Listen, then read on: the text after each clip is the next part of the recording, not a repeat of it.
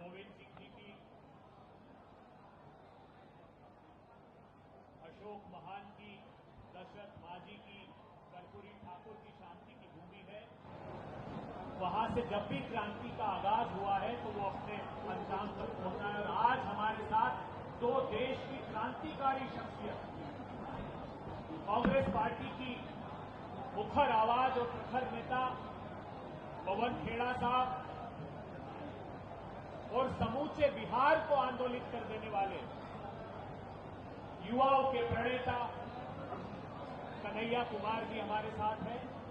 Communication department के प्रमुख राजेश राठौर जी हैं। बगैर समय गवाए पवन खेड़ा जी से अनुरोध करूंगा कि वे पत्रकार वार्ता को समझें। धन्यवाद अभय जी। आप लोगों को आवाज क्लियरली आ रही है? इसको बंद करें, जरा वॉल्यूम बढ़ाइएगा। वॉल्यूम थोड़ा बढ़ाइए। साथियों, एक बहुत ऐतिहासिक दौर से हम लोग सब गुजर रहे हैं और इस ऐतिहासिक दौर में मील का पत्थर अगर कुछ है तो ये वोट अधिकार यात्रा है।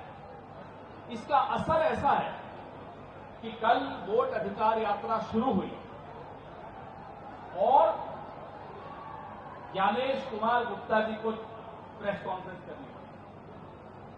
कल हमें मालूम पड़ा कि एक मुख्य चुनाव आयुक्त है, क्योंकि हम सोचते थे कि शायद अनुराग ठाकुर होगा मुख्य चुनाव आयुक्त, या संबित कोई होगा, या कोई सोर्स नाम का आदमी होगा। ये सच में एक ज्ञानेश कुमार गुप्ता जी कल प्रकट हुए। तो जब कल वो प्रकट हुए, उन्होंने धमकी दी। धमकी क्या दी कि साहब 7 दिन में हलफनामा दो, नहीं तो माफी मांगो। ज्ञानेश कुमार गुप्ता जी भूल जाते हैं कि धमकी से वो काम करते होंगे, वो डरते होंगे। हम लोग धमकियों से न डरते हैं न काम करते हैं आपकी धमकियों से। हलफनामा किस चीज का मांग रहे हैं? हलफनामा मांग रहे हैं कि जो कागज ज्ञानेश कुमार गुप्ता जी के चुनाव आयोग ने राहुल गांधी जी की टीम को दिए, वो कागज सही है या नहीं, उस पर हलफनामा मांग रहे हैं। अपने ही कागजों पर भरोसा है। हमें भी भरोसा नहीं है आप पर, न आपके चुनाव आयोग। लेकिन हलफनामा ये मांग रहे हैं। कल उन्होंने कुछ बातें रखी। कहते हैं कि सीसीटीवी फुटेज देने से मां बहनों की इज्जत पर असर पड़ता है। आप देखिए, माफ कीजिएगा, ज्ञानेश गुप्ता जी क्या क्या देखते रहते हैं, क्या क्या करते रहते हैं, उससे हमें कोई मतलब नहीं। उनके मन में भी ऐसे विचार कैसे आते हैं हम नहीं जानते। ये गुप्त ज्ञान हमारे पास नहीं, गुप्ता जी के पास। लेकिन जो सीसीटीवी फुटेज 45 दिन तक सही है, 46वें दिन वो मां बेटियों के, मां बहनों की इज्जत पर कैसे सवालिया निशान उससे लग जाए, ये बात नहीं समझ में। और अगर सीसीटीवी फुटेज से किसी की इज्जत का हनन होता है तो करोड़ों रुपए खर्च करके सीसीटीवी का बंदोबस्त क्यों किया? गुप्ता जी, कोई गुप्त ज्ञान इस पर भी हो तो बता दीजिए। नहीं बता। अब गुप्ता जी फिर कहते हैं कि सुप्रीम कोर्ट का एक आदेश है कि मशीन रीडेबल वोटर लिस्ट नहीं दी जा सकती। ये कहा उन्होंने 3, साढ़े 3, 4 बजे कहा होगा।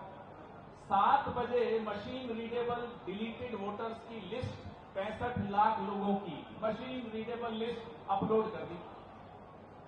तो या तो गुप्ता जी को स्क्रिप्ट आती है भाजपा मुख्यालय से, कहीं कोऑर्डिनेशन की दिक्कत आ गई। जो चीज 4 बजे प्राइवेसी का हनन है, निजता का हनन है, वो 8 बजे अपलोड कर देते हैं। और हम उनको चुनौती दे चुके हैं कि बताइए सुप्रीम कोर्ट का कौन सा ऑर्डर। तो कल एक इनसे पहले वाले जो थे वो हल्की फुल्की शायरी करते थे। ये ज्ञानेश गुप्ता जी एक बहुत ही हल्की टीवी सीरियल के बहुत ही पिटे हुए डायलॉग राइटर की तरह कल प्रेस कॉन्फ्रेंस कर रहे थे। एसआईआर के विषय पे मेरे सहयोगी उसके जो खामियां हैं, उसके जो नुकसान हैं, उस पर मेरे सहयोगी कन्हैया जी आपसे मुखातिब होंगे, बात करेंगे। लेकिन जिस तरह से इस देश का चुनाव आयोग चल रहा है, इससे चिंता नहीं, बहुत बड़ी परेशानी हम सबको होनी चाहिए कि ये लोग चुनाव करवाते हैं, सबूत इनके सामने है, सबूत इन्हीं से जो कागज मिले वो हैं, फिर कहते हैं साहब न मैं पक्ष न मैं विपक्ष में समकक्ष, पता नहीं कुछ ऐसी बात थी। अगर आप पक्ष विपक्ष नहीं होते तो राहुल गांधी की प्रेस वार्ता के बीच में आप उन्हें नोटिस दे देते हैं। अनुराग ठाकुर को प्रेस कॉन्फ्रेंस किए हुए आज 5वां दिन हो गया, कोई नोटिस नहीं। अब बताइए पक्ष है या विपक्ष है या समकक्ष? तो एक मजाक किया जा रहा है हमारे वोट के नाम, और इसका नुकसान बहुत भयानक होने वाला है। वो नुकसान के बारे में चर्चा, जैसा मैं आपको कहा, कन्हैया जी करेंगे। लेकिन ज्ञानेश कुमार जी को ये विश्वास कहां से आया कि वो इस तरह 1.25 घंटे में मजाक करके चले जाएंगे, सवालों के जवाब नहीं देंगे, लीडर ऑफ ऑपोजिशन को धमकी देकर चले जाएंगे,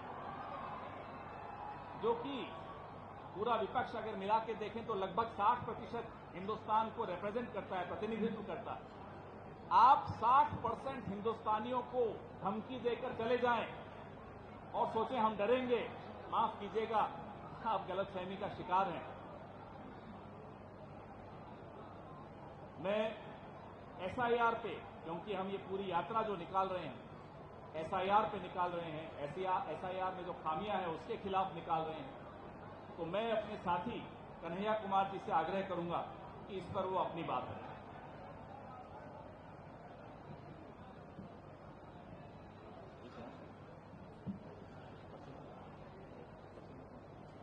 सबसे पहले तो सभी पत्रकार साथियों का जो वोटर अधिकार यात्रा को कवर कर रहे हैं और बिहार की पावन भूमि पर पधारे हैं, उनका हम बहुत बहुत वंदन करते हैं, अभिनंदन करते हैं।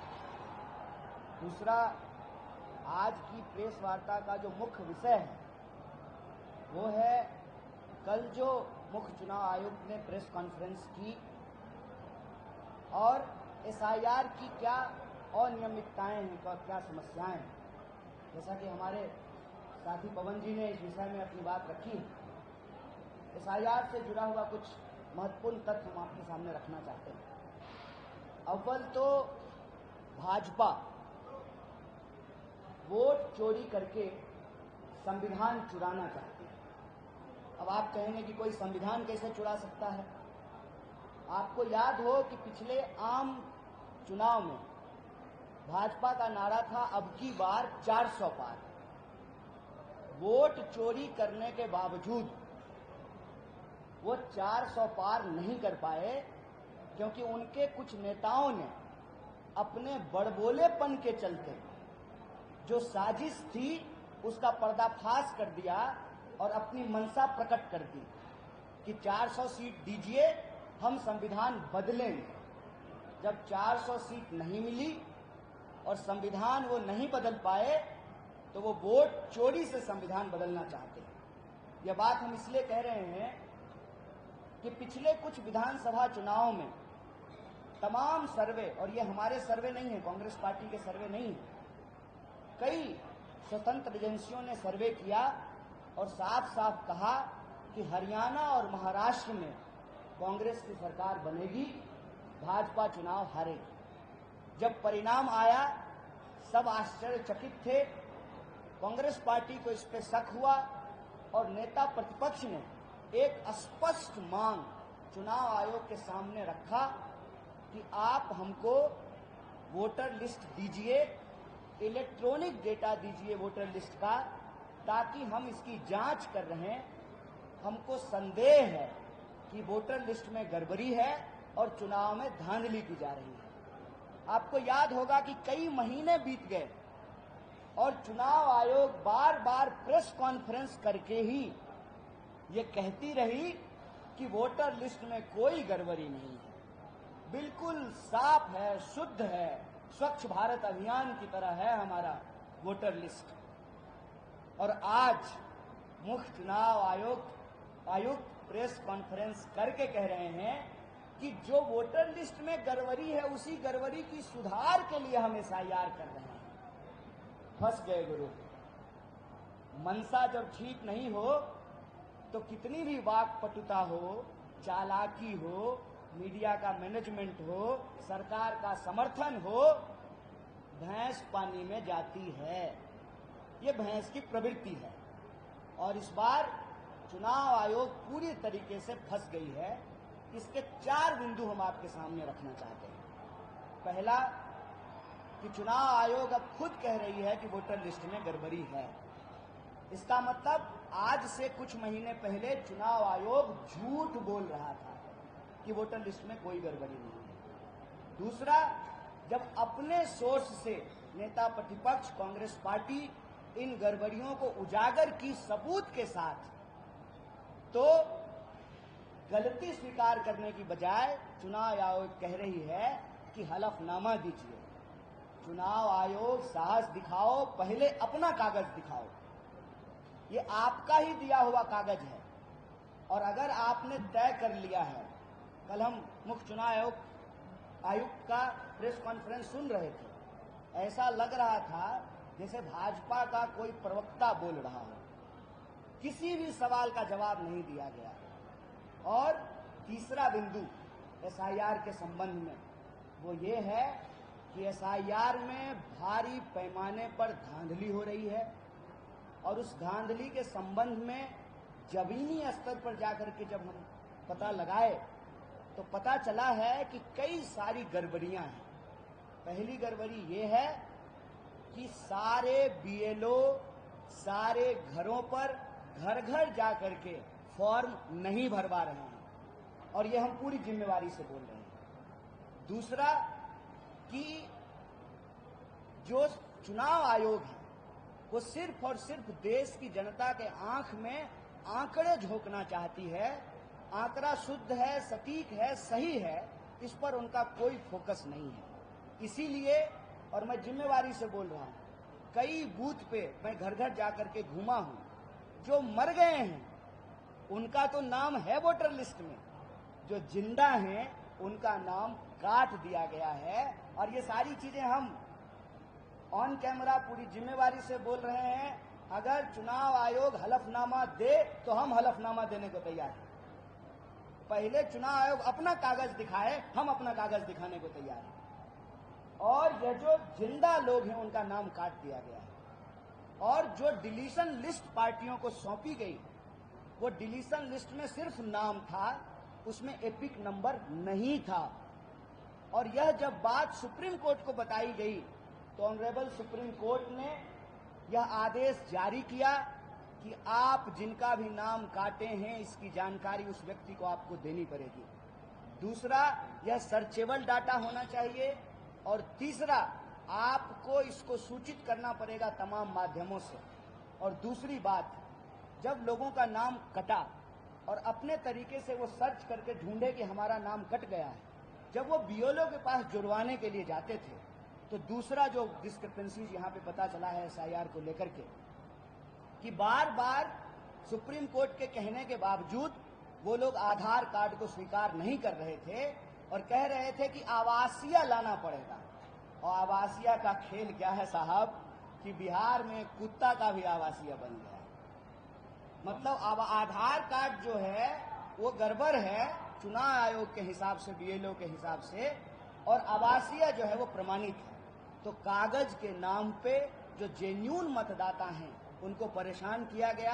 और आप जानते हैं कि सरकारी दफ्तरों में कागज बनवाना आसान काम नहीं है, बहुत टेढ़ी खीर है। मैं अपना उदाहरण आपके सामने देता हूं। पिताजी तो एक ही है ना, अरे सबका एक ही पिताजी होते हैं, लेकिन मेरे कागज में पिताजी का नाम कहीं JAI है, कहीं JAY है। इसका मतलब ये तो नहीं है ना कि दो पिताजी हैं, पिताजी तो एक ही हैं। और इस छोटी सी गलती के चलते जो आम मतदाता हैं, जेन्युइन मतदाता हैं, उनको परेशान किया जा रहा है। इसी से संबंधित एक और महत्वपूर्ण विषय है, वो ये है कि अगर आप पहले से मतदाता हैं तब आपके लिए फॉर्म 6 भरना जरूरी नहीं है। आप 7 भरेंगे, आप 8 भरेंगे, लेकिन धड़ल्ले से फॉर्म 6 जो है वो भरवाया जा रहा है। नतीजा ये है कि एक व्यक्ति के कई एपिक नंबर जारी हो गए। इस विषय को जब हम लोग पड़ताल किए तो बड़ा इंटरेस्टिंग चीज पता चला कि एसआईआर को लेकर के चुनाव आयोग ने पूरे बिहार में ये भ्रम फैलाने की स्थिति की कि सिर्फ ये नाम काटने का कार्यक्रम है।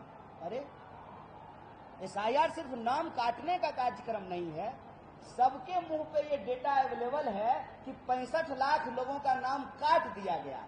हम चुनाव आयोग से पूछना चाहते हैं कि 65 लाख लोगों का नाम आपने काटा, इतने महीनों के एक्सरसाइज के बाद आपने कितने लोगों का नाम उसमें जोड़ा है, इसका डेटा आपको प्रकाशित करना चाहिए। एसआईआर सिर्फ और सिर्फ काटने का नहीं, जोड़ने का भी कार्यक्रम है और चुनाव आयोग के पास इसका कोई डेटा नहीं है।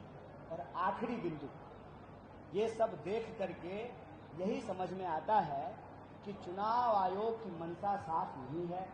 चुनाव आयोग इस देश के सर्वोच्च नेता जो अपने आप को कहते हैं, उनका चेहरा चमकाने में ज्यादा बिजी है। चुनाव आयोग का ध्यान शुद्ध मतदाता, सटीक और साफ मतदाता सूची बनाने में नहीं है। हम चुनाव आयोग से मांग करते हैं कि अगर आपकी मंशा साफ है तो आप सही डेटा प्रकाशित कीजिए, शुद्ध वोटर लिस्ट तैयार कीजिए और एसआईआर के नाम पर जो पहले वोट चोरी से सरकार चुराने की कोशिश की गई, आज एसआईआर के माध्यम से सीना जोड़ी से सरकार चुराने की कोशिश की जा रही है। और आखिरी विषय कि अगर सरकार ही चोरी से बनेगी तो क्या जनता का काम ईमानदारी से होगा? और जनता का काम यदि ईमानदारी से नहीं होगा तो आप हमें बताइए कि इस देश की गरीब गुरबा जनता, जिसके पास एकमात्र अधिकार है वोट का अधिकार, जिसके बदौलत वो अपने रोजी रोटी, कपड़ा, मकान, शिक्षा, स्वास्थ्य, बिजली, पानी और अधिकारों की रक्षा कर सकती है, उस जनता के सामने क्या विकल्प है? मसलन अगर सरकार ही चोरी से बनेगी तो नेता को क्या फर्क पड़ता है? वो क्यों जनता की बात को सुनेंगे? उनको जब मालूम है कि जब चोरी से ही प्रधानमंत्री और मुख्यमंत्री बनना है तो वो जनता के सवालों को क्यों सुनेंगे? चोरी से बनी हुई सरकार जनता का काम ईमानदारी से नहीं करेगी। इसीलिए हम बिहार की जनता से अपील करते हैं, एसआईआर वोट चोरी का एक सीधा तरीका है, ये सीना जोड़ी है, इसके खिलाफ अपनी आवाज को बुलंद कीजिए। वोट का अधिकार रहेगा तो आपका रोजी रोटी का अधिकार भी बचेगा। जब सरकार बनेगी ईमानदारी से, तभी तो माई बहन योजना लागू होगा, तभी तो नौजवानों को रोजगार मिलेगा, तभी तो जो है लोगों को पेंशन मिलेगा, तभी तो किसानों को उनके फसल का दाम मिलेगा। इसीलिए वोट चोरी के खिलाफ यह लड़ाई लोकतंत्र बचाने की लड़ाई के साथ साथ लोगों के अधिकार और उनके जो मुद्दे हैं उसको बचाने की लड़ाई है। और मुझे पूरी उम्मीद है जिस तरीके का साथ और समर्थन मिल रहा है, यही वजह है कि बौखलाहट साफ साफ नजर आ रही है चुनाव आयोग में भी और भाजपा में भी, क्योंकि जन समर्थन हमको मिल रहा है। और हम चुनाव आयोग को कहते हैं कि या तो साफ सुथरे तरीके से चुनाव कराइए, पारदर्शी तरीके से वोटर लिस्ट बनाइए, वरना चुनाव लड़ाने का काम छोड़ करके, इनडायरेक्ट बेईमानी का काम छोड़ करके डायरेक्ट आ जाइए और सीधे चुनाव आकर के लड़ लीजिए। बहुत बहुत धन्यवाद। दो चीजें और जो कल हमारे गुप्ता जी ने कही। गुप्ता जी बोलते हैं कि 0 नंबर का हाउस इसलिए होता है कि जिनके घर नहीं होते उनका एड्रेस 0 कर देते। इनके आका ने कहा था कि 2022 तक सबको छत मिल गई। आज 25 है। 25 में गुप्ता जी ने एक और ज्ञान फेल दिया, आका को फेल कर दिया। कहा कि 0 नंबर के लाखों लोग हैं जिनके पास छत नहीं है। नंबर 1। नंबर 2, पिता का नाम कई जगह लिखा हुआ है DCJHQ, IMNLOP। अब गुप्ता जी इसका जवाब क्या देंगे हम आपको आज ही बता दें कि भाई उनको उनके घर वालों को लिखना नहीं आता अंग्रेजी में, इसलिए लिख दिया ILNMFPTQRSTUV। ये आप लोग भी कल काफी हंसे, मुझे मालूम पड़ा कि जब उनकी प्रेस वार्ता चल रही थी तो बड़ी उम्मीद से आप लोग बैठे थे कि आज कुछ धमाका होगा। हमें तो खैर कोई उम्मीद नहीं थी। तो फिर जब आप लोग हमसे मिले तो मैं देख रहा था सब हंस रहे। हमने क्या हुआ, बोले साहब 2 घंटे का मजाक सुनकर आए। तो अब आपके सवाल पूछे, यहाँ हम मजाक नहीं करेंगे, हम गंभीरता से सवाल का जवाब देंगे। माइक इनको भी दे दी, एक माइक इनको दे सकते हैं क्या? किसी कोई ड्यूटी लगा लो भाई। योगेश जी किसी को दे दो, माइक देना शुरू।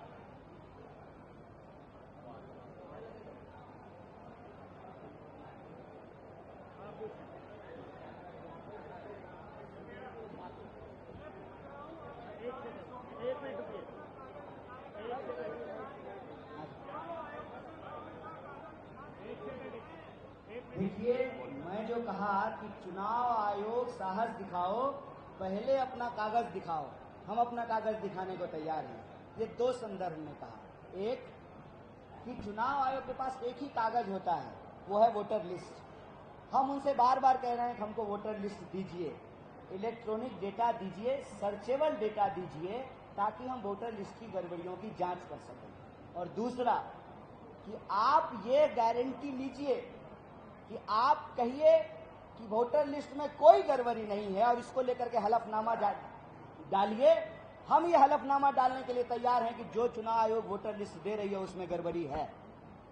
हम चुनौती दे रहे हैं कि आप अपने वोटर लिस्ट को लेकर के ये हलफनामा दीजिए सर्वोच्च न्यायालय को कि हमारे लिस्ट में कोई गड़बड़ी नहीं है। हम आपके साथ साथ हलफनामा देने को तैयार हैं कि आपके ही वोटर लिस्ट से हमने गड़बड़ी निकाली है और इसमें गड़बड़ी है और ये गड़बड़ी आपने जानबूझ करके फैलाई है ताकि भाजपा को फायदा पहुंचाया जा सके। बोलिए बोलिए।